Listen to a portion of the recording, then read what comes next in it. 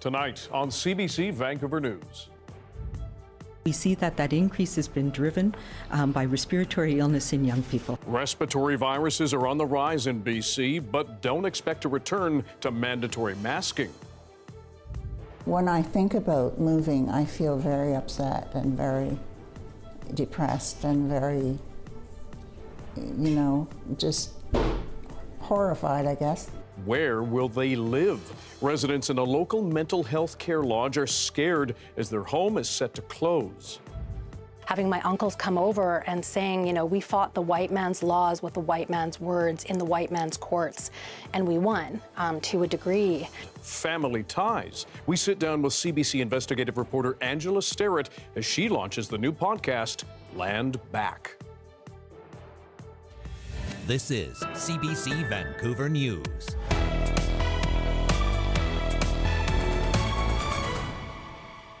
Good evening, I'm Dan Burritt. Thanks for joining us. Anita is away tonight. Respiratory illnesses are rising across BC, and so are wait times at hospital ERs. And new data points to a surge in cases among some of the youngest people in our province.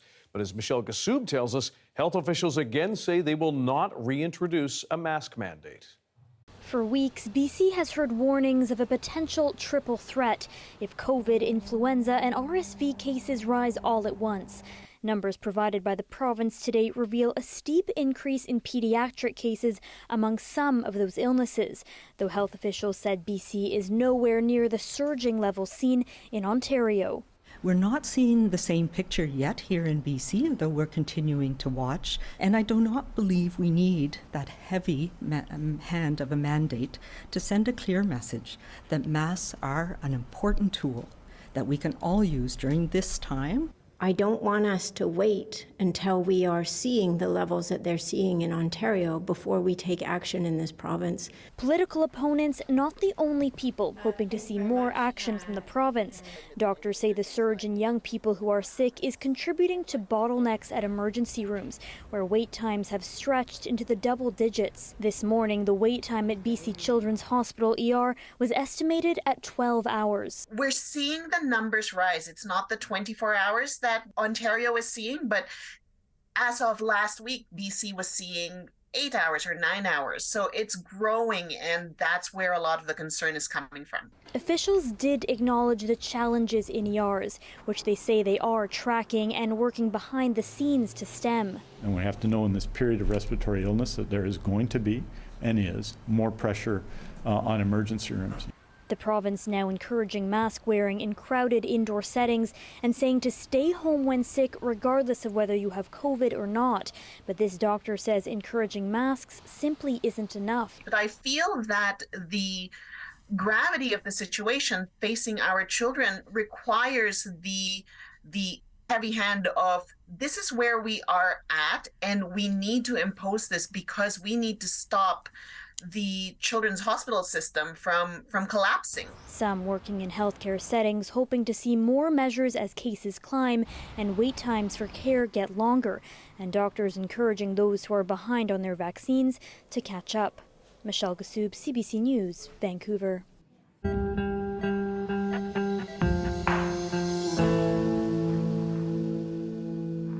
Another Metro Vancouver home for people with mental illness is fighting to stay open. Fraser Health says it is not interested in getting new operators for the Buena Vista Lodge. So after 50 years, that White Rock assisted living facility will close next spring. As Belpuri reports, the home's long-term residents are in jeopardy of losing not just their home, but their support system and community.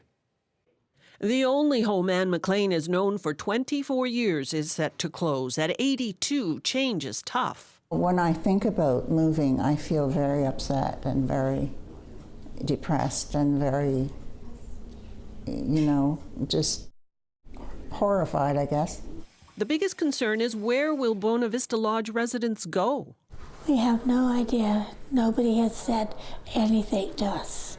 Owner-operators of the privately run home blame a constant decrease in funding for deciding not to renew their Fraser Health contract.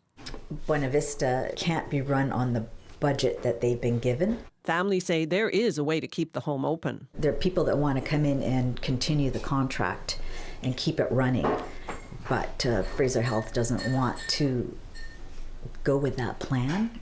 Fraser Health Manager Ian Nicol wrote in an October email, "We are not looking to review new operators for a program at BVL. The process we have embarked upon for bed replacement has dedicated our resources to other projects." Days earlier, a Fraser Health spokesperson told CBC the owners intend to close the facility. There's no hands-on work being done for mental health. It's basically shift and shuffle. This facility works and works well. Yes. Why not use it as a blueprint for moving forward with other institutions or homes? It'll be the second time since 2018 that Nick Miller's brother has been forced to move because of a Fraser Health closure.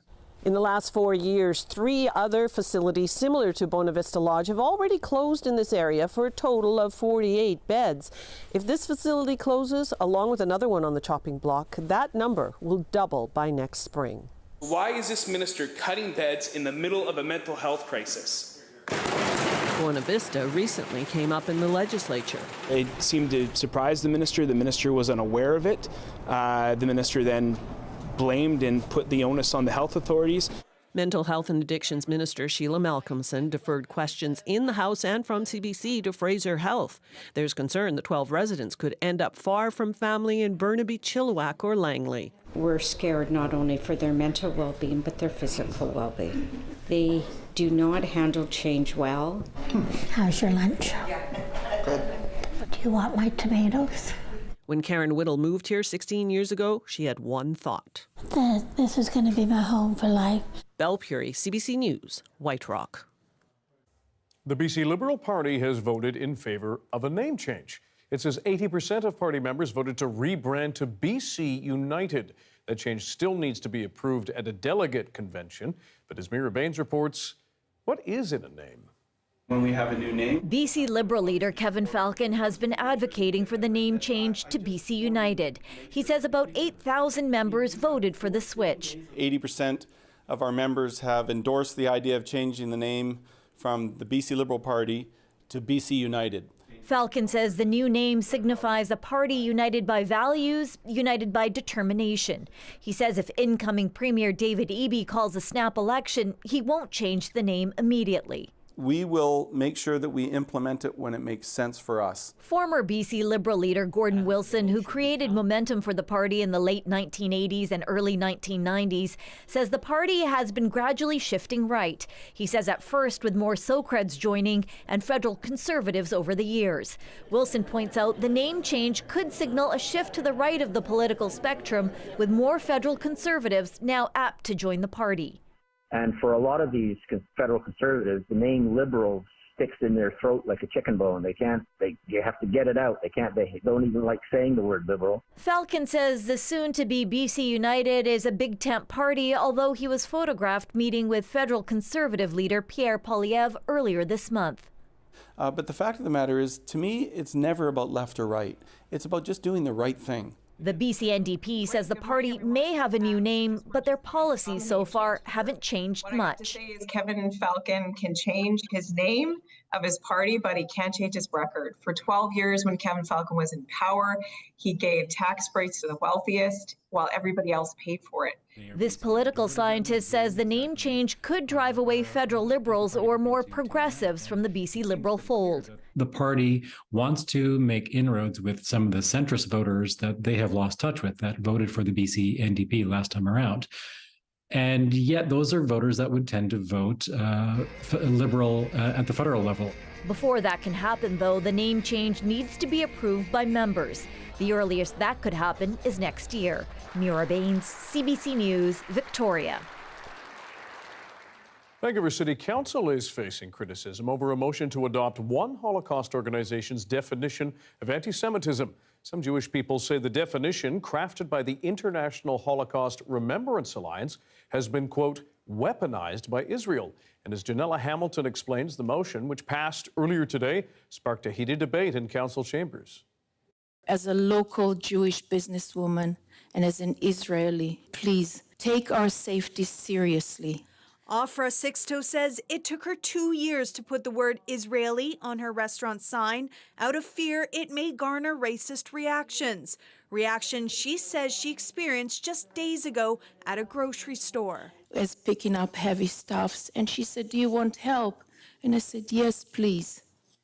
And she asked, "Where are you from?" I said, I'm Israeli. And she said, "Oh, we have to go." Sixto is in support of the city of Vancouver adopting the International Holocaust Remembrance Alliance's working definition of anti-Semitism. The IHRA defines anti-Semitism as a certain perception of Jews which may be expressed as hatred directed towards Jewish or non-Jewish individuals and/or their property. Those opposed say they don't necessarily have a problem with the working definition, but rather the examples that are included, such as holding Jews collectively responsible for actions of the State of Israel. IHRA definition is if you criticize Israel, then that's anti-Semitism, you know. So that's what I don't like about it. Students and others have either lost their jobs, not been able to make presentations, have events canceled when they put forward Palestinian speakers and Palestinian events. Councillor Sarah Kirby-Young proposed the motion earlier this year with the support of newly elected Mayor Ken Sim. Young says adopting this definition will not give municipal agencies power to censor freedom of expression. It is an educational tool to help provide a baseline around what anti-Semitism looks like. But this city councillor says the motion is a misstep. I worry about the divisiveness of this definition distracting from the shared work we have to do. A United Nations report from October cautions governments against relying on the highly controversial and divisive definition. The IHRA's anti-Semitism definition has been adopted by the federal government and 6 provinces across Canada. Janella Hamilton, CBC News, Vancouver. A BC man has now been charged with uttering threats against a CNN anchor after an investigation involving the RCMP, the FBI, and New York police. Nicholas Sullivan is allegedly linked to months of threats against Erin Burnett, her families, and CNN employees via YouTube and Twitter. On November 10th, our Crown prosecutor approved 5 counts of uttering death threats, uttering threats to cause death or bodily harm through social media. And this person now has been identified as a 38-year-old Nicholas Sullivan, who's a resident of Surrey.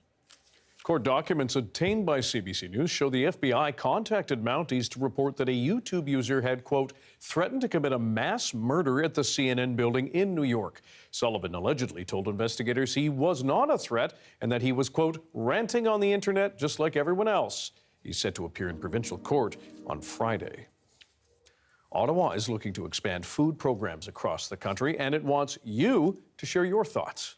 We have seen that school food programs are a critical tool in helping to reduce hunger and food insecurity, to improve access to healthy food, and to support academic outcomes and achievements. Minister Gould says they have set up an online questionnaire to help inform a new pan-Canadian school food policy. Canadians can share their opinions and experiences with school food programs. That questionnaire is online until December 16th, and you can find it on the government's Consulting with Canadians webpage.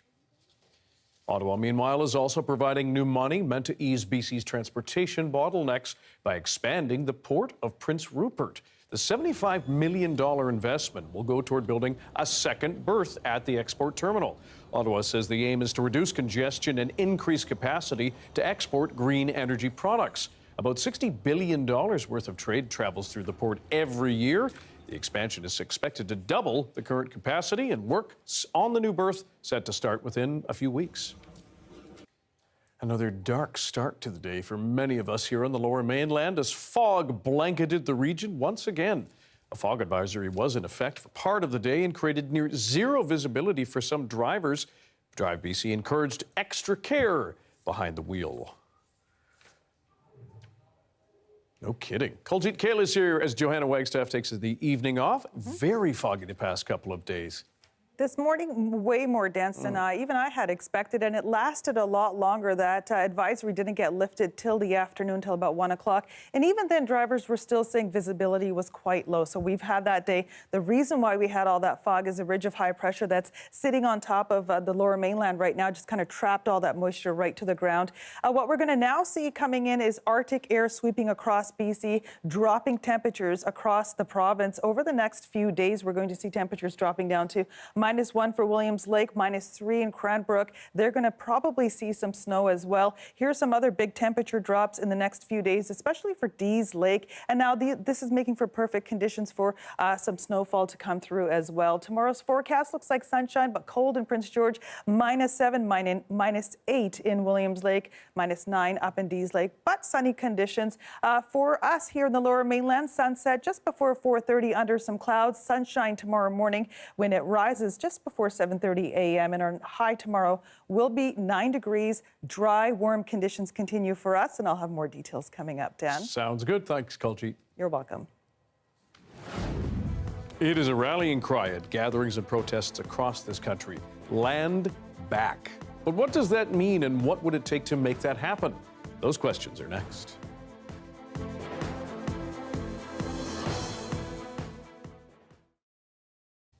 Hello to everyone joining us on our commercial-free live stream. Thanks for being here. 32 years ago, students in Nova Scotia buried a time capsule within the walls of the new addition being built at their school. It was supposed to be opened November 2020, but the COVID pandemic prevented that. Last night, though, was the big reveal. Colleen Jones has the story from Herring Cove. At William King Elementary, there's a buzz in the air. Yes! The foyer is jammed. People sifting through school memorabilia from the 1990s. Look at me there! Is that you? Holly Harvey and Krista Famey find their grade primary photos. It's really fun. There you are! The main event isn't what's out on the tables, rather, what's in the walls. Sister. Behind this engraved granite is a time capsule buried in 1990. These 4 young girls were around 12 back then. Now in their 40s, they strike the same pose, then start pulling out the time capsule they buried. Bring it up. They carry the box into the gym and onto the stage. How excited are you guys? So excited. Cherise O'Leary is one of the teens from that old black and white photo. There was so much excitement around it, and I've been excited about this for so long. Waiting for it to be opened, Shannon Greek, trying hard to remember what she put in it 32 years ago. I remember fancy, kind of like those woven bracelets that kids make. But honestly, Can you believe it's 32 years ago? I honestly can't believe it's 32 years later. One by one, things are pulled out. There's school projects, school buttons, and everyone's favorite, a sealed Teenage Mutant Ninja Turtle. The other big thing, this old VHS tape made about life at the school's vice principal hopes it works. Yeah. I'm afraid it might get eaten. Is this her? That's her. Yeah. Watching her grade 6 self, Natalie Longavie. 11, 12-ish, and now I'm 44, and now I'm a teacher in grade 6. It's very special. It's been a long time coming. 32 years. This is the letter you... Laura Latham pulled this letter she wrote to her future self, dated September 30th, 1990. Elementary school in the Atlantic Provinces was a cafeteria. That was big news, was it? Yeah. This is a Telecaster. For today's students, the highlights? Well, I think it's amazing just looking back into the past. The Ninja Turtles. And for the old students? Nostalgia galore, and I've met up with some old childhood friends. The 2022 class will now refill the time capsule to be opened in 2052. What will the obsolete things like cassettes and VHS be then? Let's talk in 2052. Colleen Jones, CBC News, Herring Cove.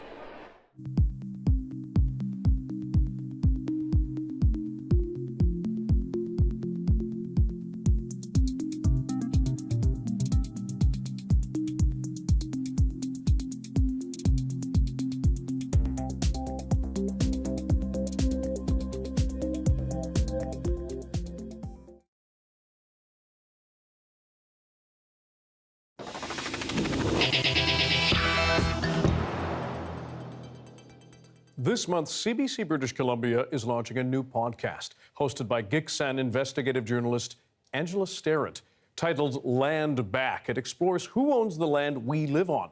The podcast's premiere episode, out now, dives into a crucial court case known as Delgamuukw and how, even after the Supreme Court of Canada ruled in favor of the Giksan and Wet'suwet'en, land rights in BC remain unfinished business. Take a look.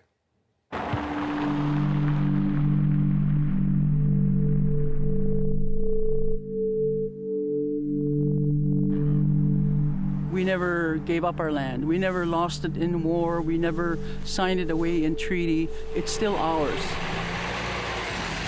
But Canadian governments have refused to acknowledge that, green-lighting resource project after project for decades. 45 years ago, we declared our relationship to the land and made a declaration about our lands here. 35 years ago, we filed a court action in the Supreme Court of BC. And then 25 years ago, that same court action finally made its way through the Supreme Court of Canada. So 25 years, the impacts of that were great. All those years ago, the Giksans, along with the Wet'suwet'en, took their fight all the way up to the highest court of the land. Hereditary Chief Delgamuukw was the lead plaintiff for the Giksan and Gizdewe for the Wet'suwet'en, and they won. The case proved Indigenous people in BC had land rights that had not been extinguished by colonization, and it confirmed oral testimony as legitimate as other forms of evidence. But it was not a declaration of title.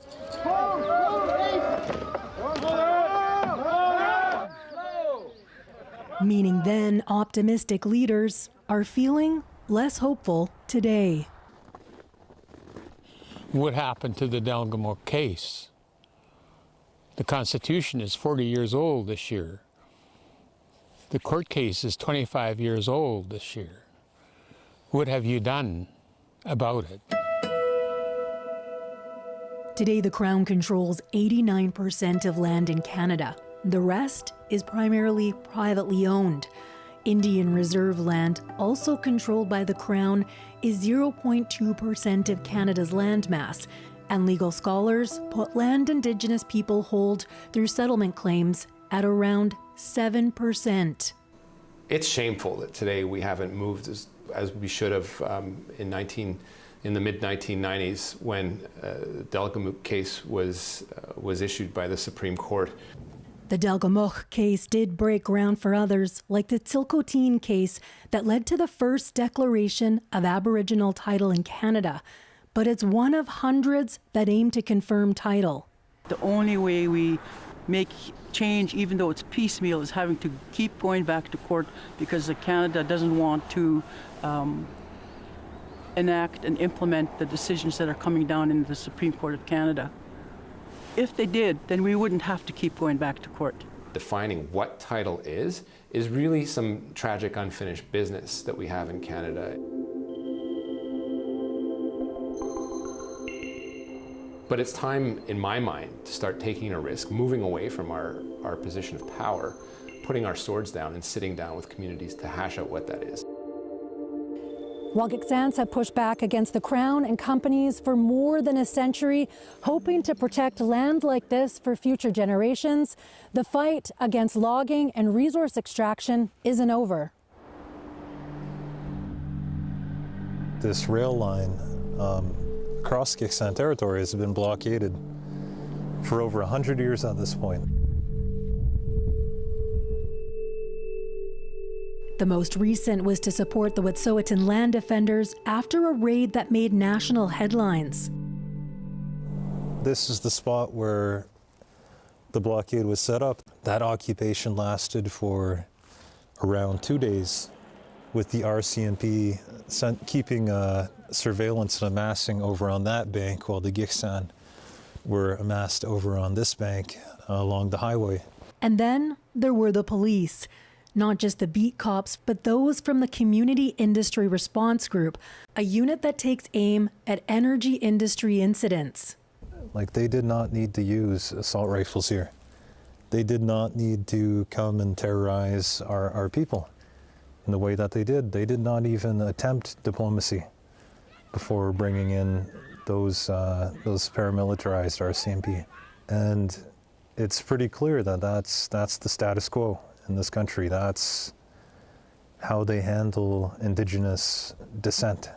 That's how they handle the fact that we own the title to these territories, because Canada has no title here. This is sovereign Wet'suwet'en land. You are trespassing. Under arrest. Get down. As for police, they say they're just following orders. I'm proud of what my members in Kirk do each and every day.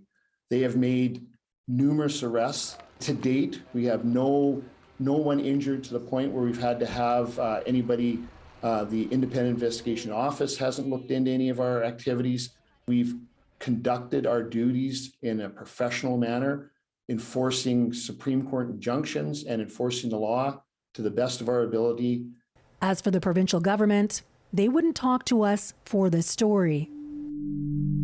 How do things look 20, 30 years from now? Can I look into my grandchild's eyes and say, we fought it?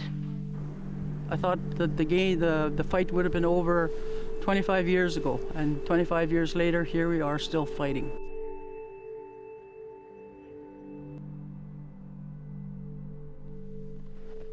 The legacy of the Dalgamuk here runs deep, but for the next generation of land defenders, the work to have the Ayuk, or the laws, and the Lakip, or the land, recognized remains unfinished. Angela Sterrett, CBC News, Gitnamax. As you just heard, the Delgamuukw court case involved two BC First Nations, the Wet'suwet'en and the Gitxsan. As a member of the Gitxsan Nation, the case holds special significance for Angela Sterrett. She spoke with our Anita Bath about her personal connection to that landmark ruling. Angela, this podcast starts with a personal connection for you. Can you tell us about that and why you felt that now was the time to dig into land back? Yeah, two really important questions. I'll say right off the top that this idea, this pitch, was the brilliant idea of Catherine Rolfson, who decided at the time that we should think about what do land acknowledgements actually mean. You know, when we're standing up there saying, thank you so much to the Squamish, the Musqueam, and the Squamish people, the Tsleil-Waututh for having us on our land, what does that actually mean? Is it about evicting settlers? Is it about transforming colonial laws? Is it about Indigenous people not needing colonial law to decipher if this is their land or not? This is their land since time immemorial, but what does that actually mean? You know, we're going through a reckoning in Canada right now where people are really willing to look at the truth. And through this podcast, we're asking, what does it mean to honor that truth? What does it mean to look at the ways that colonial institutions have impacted Indigenous people in very severe ways that are ongoing today, right? These are laws that impact Indigenous people in every single way to this day. It's not a thing of the past. The scope of this podcast, I mean, you've touched on a lot there already, but it really has three parts, right? It has the historical journey, it has your own personal journey, and then it also has the physical journey. And we see in the trailer sort of the elements you're dealing with. Can you talk about that and why the physical was so important? Yeah, so I always tell people getting to my home territory alone in February as a West Coast wimp, you know, I made a lot of mistakes in terms of the tires that I used. I did have the proper gear, but it was treacherous. It was it's supposed to be 14 hours. I drove 20 kilometers an hour for many, many hours. Wow. It took me 20 hours white knuckling it the whole way there. But once we got there, you know, we're under this massive Stikiotan mountain. It's a mountain that's called He Who Stands Alone that covers all of our villages in Gitxsan territory, you know, in deep snow, surrounded by longhouses, surrounded by totem poles, beside elders who are speaking their languages in conversation, walking by, like just incredible. And then going back down towards Sumas and Lecompel territory and literally standing in the ruins of a residential school and asking the people there, well, what does land back have to do with residential school? And them saying the ties run very, very deep. That must have been really emotional for you. To have not only that journey going to where you're from, but standing in a residential school and asking those questions. This was a traumatic story for me and the members of the team, because it's all intertwined, right? So when we're talking about intergenerational effects of residential school, there's not just intergenerational effects of land dispossession. This is something that's happening right now, right? There's hundreds of court cases. Indigenous people have won for a declaration of title, and they're still going back to court. And what does that mean? I mean, when I grew up, this story is very much so a personal story to me. My uncles fought inside the Delgamuukw, and I grew up, in East Van on my porch, having my uncles come over and saying, we fought the white man's laws with the white man's words in the white man's courts, and we won to a degree. And to be in an environment where, you're remembering, my dad telling us, like, you have a status card because the government literally bulldozed our land, and our family members watched as they took our land away and put us onto reserves. And that's what this card means to you. It's not about free stuff. It's about all that was taken away from us. And so it is really personal, but it is really empowering as well. So what do you hope that people take from this when they listen, when they watch, when they read? I mean, I always tell people this is my chance to get out of the 101, right? Like in the newsroom, I'll have people come up to my desk. What is an Indian reserve? Or how do I say Wet'suwet'en? And all are really important questions, but we didn't learn, you and I didn't learn this stuff in high school. My son is learning, he's 11. People born in the 2000s are learning about this in high school, but we didn't. People don't know. And so this podcast is a chance for people to go deep. It's a chance to look at the huge, broader picture of what land theft in Canada is and who's responsible. And that was also a big part of the podcast, is that accountability piece and finding out who done it, right? It's like that meme with the Spider-Man who's pointing at everybody. Well, is it the elected chiefs? Is it the RCMP? Is it the federal government? Is it the provincial government? And, you'll find out a little bit of that in the podcast, or maybe it'll just open your eyes to search more. Yeah, still a lot of unanswered questions, I'm sure. Angela Sterrett, thank you very much. Thank you for having me. Protesters sentenced to death. 5 so far in Iran, but there are fears the regime is prepared to go much further as protests continue. That story after the break.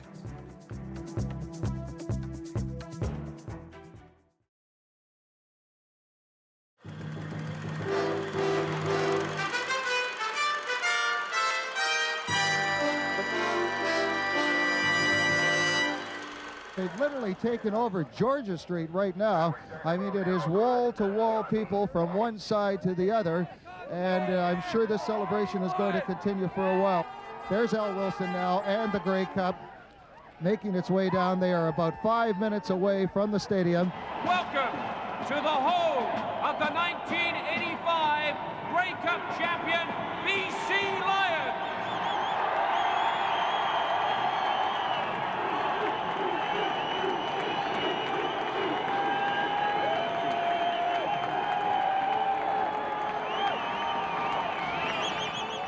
And now, I want you to meet the winningest coach in the history of the BC Lions.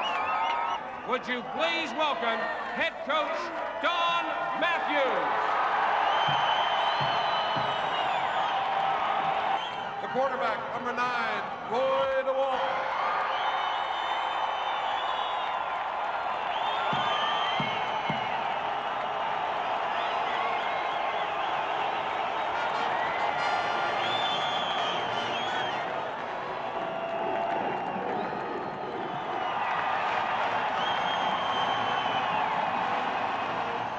From the bottom of our hearts, we would like to thank you for making this Grey Cup victory complete. We love you. Thank you, BC.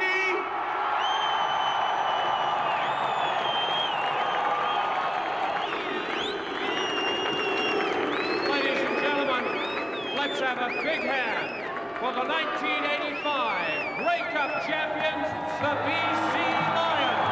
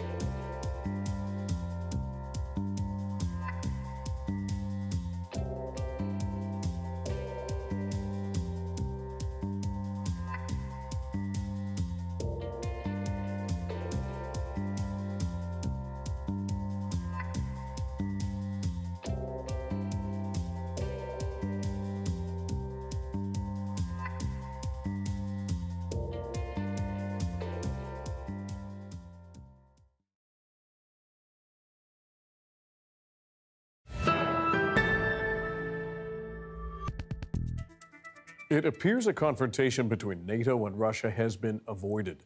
NATO says the missile strike that killed 2 people in Poland yesterday was not a deliberate attack, and it was likely fired by Ukraine, not Russia.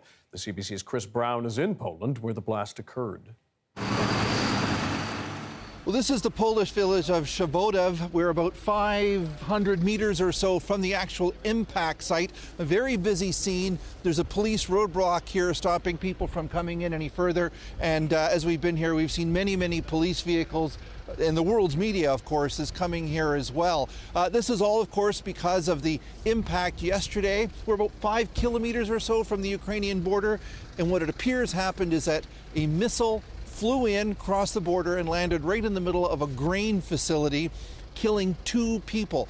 We understand, according to interviews, that people here have given Polish media outlets that the 2 men were working at the time. One was a truck driver, the other was working on the scales at this grain facility, and they died instantly. One of the men, we also know, was married to a school teacher here, and so this has profoundly shocked this very small community. NATO's war in Ukraine has hit home, obviously, as close as it can get, and also created a huge scare much further afield. Moscow's reaction to this has been fairly predictable.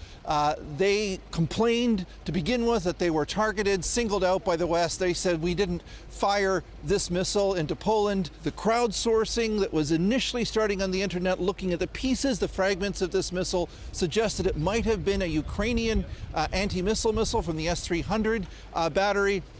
And as we all heard today, Joe Biden and many other world leaders confirmed that it was in fact fired from Ukraine and not from Russia. Nonetheless, the Kremlin is going as hard as it can with this. They've summoned Poland's ambassador to Russia for a dressing down to complain about this, playing the victim. But of course, yesterday was just an awful one for Ukraine. Over almost 100 missiles fired at civilian infrastructure targets, not at military ones, and this was the consequence. Chris Brown, CBC News, near the Poland-Ukraine border. Iran has now sentenced 3 more anti-government protesters to death, bringing the total to 5. Demonstrations started 2 months ago, ignited by the death of a young woman in police custody. As Margaret Evans shows us, there's fear the regime is going to take things much further. The brave young women of Iran, making their presence felt beyond its borders, and some from beyond the grave. Would you like to sign up our petition? Volunteers here in London campaigning against executions in Iran say they're getting more support in the wake of the protests sparked by Masha Amini's death in September. I give you all the details here. Exiles who know the pain of life and loss under Iran's dictatorship. Many have relatives who've been executed by the regime in the past. Reza withholds his family name, concerned for those still living in Iran. Execution is a tool, actually, is a political tool for ayatollahs, frighten the people. An Amnesty International report says Tehran is already seeking the death penalty for at least 21 demonstrators in what it calls sham trials. It all opens deep wounds for Zara Afshari Amin. My husband was executed in 1988. My daughter was 8 years old. Thousands of political prisoners died in extrajudicial killings in 1988. Iran's current president, Ibrahim Raisi, allegedly one of the administrators. In July, a former Iranian official named Hamid Nouri, accused of participating in the mass killings, was convicted for his role by a Swedish court. Afshari Amin was at the trial. One day, people like him or Raisi, who was in charge that time, they might be on the court in tribunal. The current protests in Iran have encouraged that hope, she says. Reza agrees. You know, it's nearly 61 days the protests have been continued. Their job, say the volunteers, is to ensure that the international community doesn't look away. Margaret Evans, CBC News, London.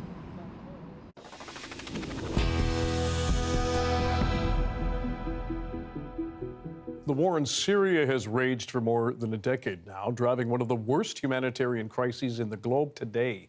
Canadian broadcaster and CBC alumnus George Stroumboulopoulos is a goodwill ambassador for the UN World Food Programme. He traveled to Aleppo in Syria in September to speak with the people there about the hardships they're facing. Thank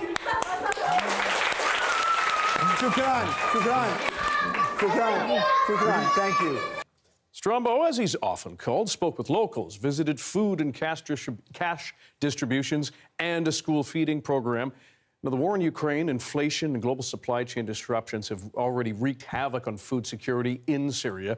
The UN is now reaching 5.4 million people across Syria with emergency food and nutrition assistance. And joining us now is the man himself, George Stroumboulopoulos. George, good to have you. Good to see you. Thanks for coming in. Why did you go? Why did you do this? It's an area that has a lot of need, right? And when we're picking a place we could travel with the World Food Programme, we always want to go to the place where we can be the most effective and have the most impact. We went to Haiti, went to Pakistan in a really hot time as well. So this was an important moment. Syria is an important country. I feel like it's been forgotten quite a lot actually by the mainstream. So we just want to go there, shine a light, do whatever we can. Plus Syria, the World Food Programme efforts there, Canada plays a meaningful role. So Canadian money goes there, Canadian taxpayers' dollars go there. We wanted to show people where it goes. And when you got there, what were the initial impressions beyond the people, scarred landscape, that kind of thing? Yeah, I mean, this is it. What you'll see is that it's living two realities, right? Depending on who you believe, 40 or more % of Aleppo flattened. The other half still going, but you have energy shortages, winter coming, fuel shortages, which means no heat. So what you see is people trying to keep it moving, but there are a lot of hardships still ahead of them, for sure. The people are incredible there, and yeah, there's a lot of people that are in great need. What do they tell you when you get there, either around the need or the day-to-day of how they survive in such brutal conditions? But you get a real sense that people need the assistance, and without the assistance, it would be a much more traumatic situation, above and beyond all the trauma they've already experienced. The Syrians are a very resilient people. Frankly, one of the most incredible, resilient groups of people I've ever met in my life. And Syria is one of the oldest civilizations in the world, the cradle of civilization region, and you know that they will be okay ultimately. But they are one of those countries, like many in great need, where it's not them doing this to themselves. Right. So many outside countries playing a role, outside actors playing roles, and the World Food Programme has to navigate a lot of that just to help people eat. You're talking about millions and millions of people food insecure in that country every single night. And then you have parents who have to make very difficult choices, take their kids out of school, put them to work, just so they can get some money and find food elsewhere. So school feeding programs are really important. So it's a country that's trying but needs help. You talk about, you mentioned the idea that perhaps it's been forgotten. There's the war in Ukraine. We've seen the devastation in Yemen, other places. What do you want Canadians to take away from that, particularly as our tax dollars are going to help those who are in such dire need? You know, it's I'm loath to tell anybody what they should care about in this respect because there are so many areas of need. And I think, it gets coverage when it's in the news, and we know what gets good coverage. So people will watch what they watch and they'll cover what they cover. But I think it's really important just to remind Canadians and everybody that we talk an awful lot about who we are as a people. And I'm a big believer that a country isn't in a state of stasis. We are an idea, a promise that we try to live up to. We have a lot of great values that we talk about in this country, and I love to see us live up to them. Canada has done great work. We want more. We want more work from the government and more work from the people because there's just so much need and it's actually making a difference. We saw the food being delivered, packaged, boxed, handed out at distribution centers, sandwiches being made, delivered to kids in schools. So the money is going to really important work, and I'm grateful for the opportunity to talk about it, posting it all on my social media, just trying to let people know this is still happening over there. People still need, and give what you can if you can, but countries around the world, we need them to step up too. And for those who want to give, how can they do that? WFP has all kinds of ways. You can go to WFP.org and you can do that. But on my social media, I have a link to our specific fundraising drive right there, which is just Strombo on social media. There's a Share the Meal app as well. There's lots of ways you can give. But really, the other part is just let the people know that you vote for, the people in your political sphere and realms of influence, that you care about this sort of thing. Because inherently, this country likes to give. We do really good work around the world, and it's just reminding them that get a little extra motivation that, hey, you know, I'm behind you if you take care. We talk about how borders are arbitrary. Climate crisis affects people all over the world. International conflict, local conflict affects people all over the world. We have to be there for as many people as we can, and this is just one of those. George Stroumboulopoulos, thanks for coming in. Good to see you, bud. Good to see you, too. Thanks. With its single-digit vacancy rate, Vancouver's long been a tough market for renters, but new data shows the cost of rent is rising across this country and in places you might not expect. Stick around.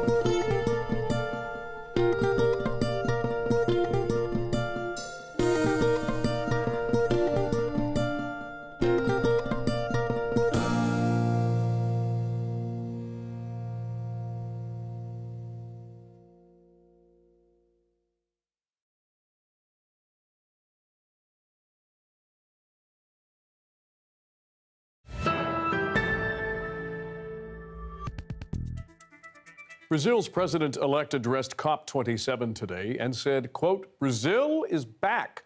Lula promised to restore and protect the Amazon rainforest. But as Susan Ormiston tells us, he faces some big challenges.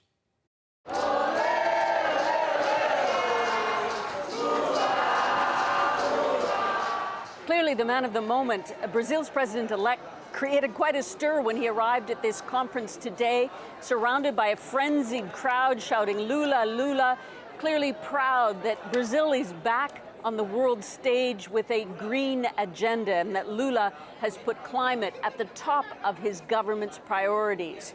He has promised to cut deforestation by 2030, to protect and conserve the Amazon, and to punish those criminals who are cutting down parts of the Amazon for profit, and to stop development in areas of the vast rainforest.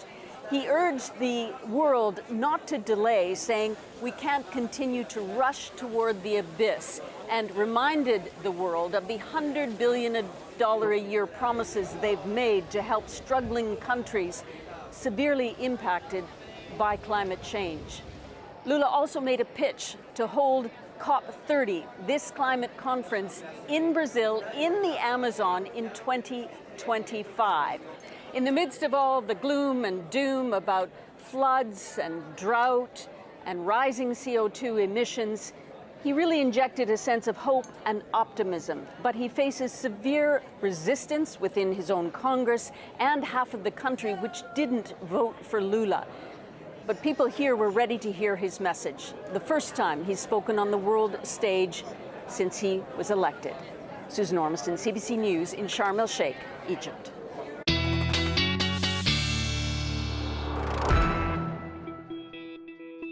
Kaljit Kayla is back with our BC-wide forecast as we shift from fog to more winter-like conditions. We are. Now, fog was one story, and we've got this Arctic air pressure coming through most of British Columbia, dropping temperatures down over the next few days. So it will start to get pretty cold, and we're going to see this low-pressure system come in around Monday morning for the entire coast, and that will be bringing the rain for Monday, Tuesday, and into Wednesday for the lower mainland. Current temperatures outside right now, around 1 degrees in the Tri-Cities, 4 at the airport right now. So sitting at steady temperatures right now. Now, these temperatures that are going to drop over the next few days will start tomorrow, and it's going to drop from -9 today in Fort Nelson almost to -16 overnight. So it will get quite cold in those areas. Sunny and warm for tomorrow. So one more day of that, and then it's going to start getting cold by Friday, -1 overnight. Saturday and Sunday, we have a small risk of rain. It's Monday, Tuesday, and Wednesday that we could see up to 65 millimeters of rain coming in. So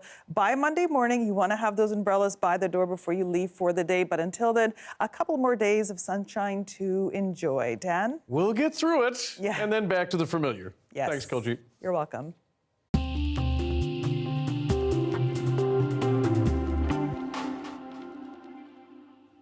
Rising interest rates are cooling down Canada's housing market, but it's sending the price of rentals through the roof. And as Philippe de Montigny reports, it's an issue well beyond big urban centres.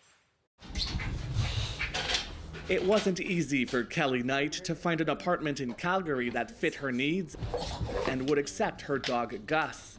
When she did, it cost a lot more than she expected, $2,200 a month. I moved here from Los Angeles, and if you had told me at that time that I would be paying LA rent prices in Calgary, I would have thought you were delusional. She spends more than half her paycheck on rent, a problem more and more Canadians are facing.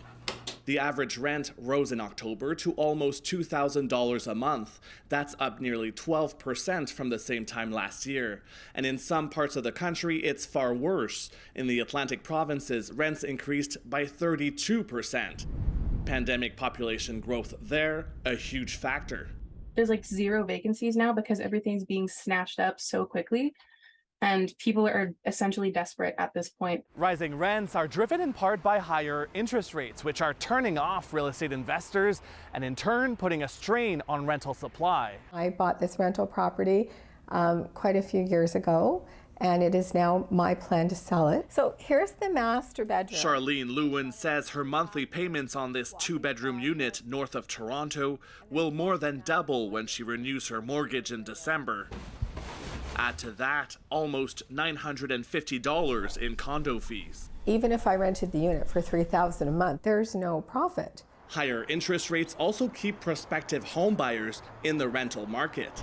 And new construction just isn't keeping up. Developers are canceling projects because of the cost of building, so you don't have enough supply, so rent is rising in a very significant way, in a way that we haven't seen in a long time. And with more rate hikes expected soon and immigration on the rise, experts say rental prices will likely go up even further before they start coming down. Philippe de Montigny, CBC News, Toronto. Screaming into the night sky, NASA's new massive rocket launched from Florida this morning on a trial run. After the break, we'll tell you all about the plans for the Artemis project.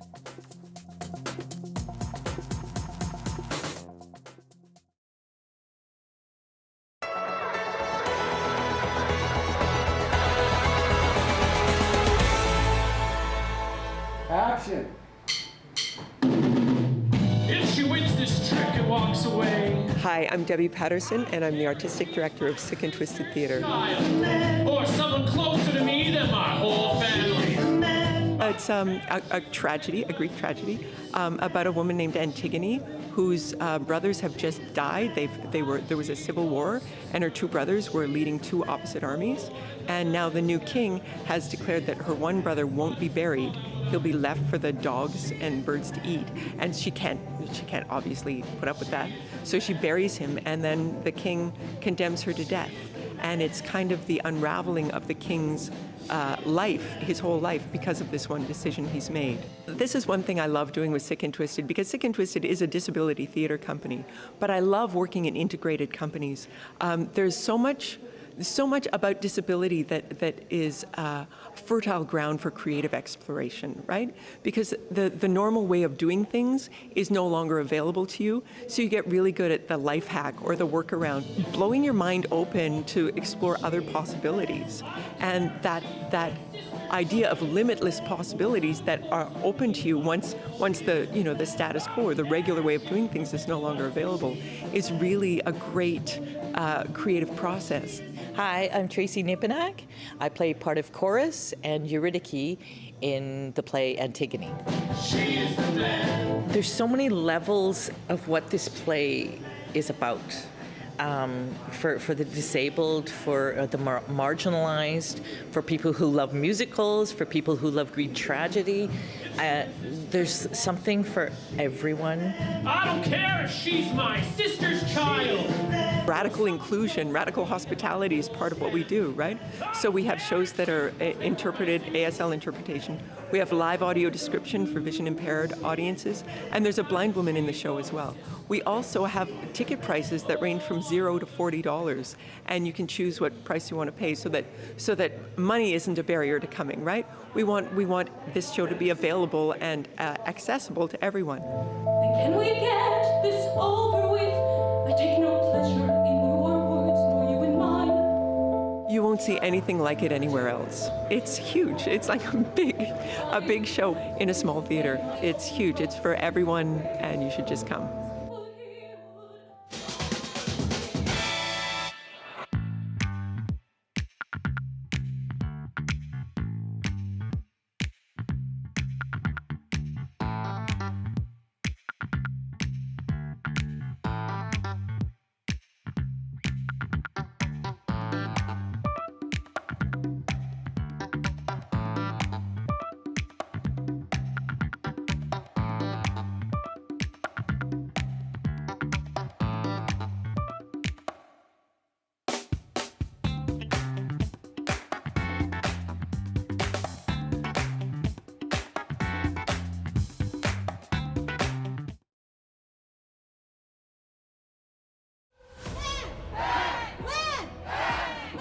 Land Back is a CBC original podcast where we uncover land theft in Canada and look at how Indigenous people are taking it all back. And that's what empowered nations and empowered people to just literally steal land. This is a consequence of your action. And it's time to give land back. Land Back is out now on CBC Listen or wherever you get your podcasts. After 2 scrubbed attempts, humanity's next trip to explore the moon has finally taken flight. Artemis 1, the most powerful rocket ever built, blasted off very late last night. 4-stage engine start. 3, 2, 1. Boosters in ignition. And liftoff of Artemis 1. On top of that massive rocket is the Orion spacecraft, a capsule that broke away from the rocket after reaching space. The capsule will be propelled into a wide orbit around the moon and return to Earth next month. 3 test dummies are on board. They will be replaced by astronauts on future flights. If this 25-day mission goes well, no astronauts have walked on the lunar surface since the Apollo program ended almost 50 years ago. Today's launch came after many delays and huge cost overruns. Thanks for being with us tonight on CBC Vancouver News at 6. Zara Premji will have your late local news right here at 11 o'clock after the National. Have a good night.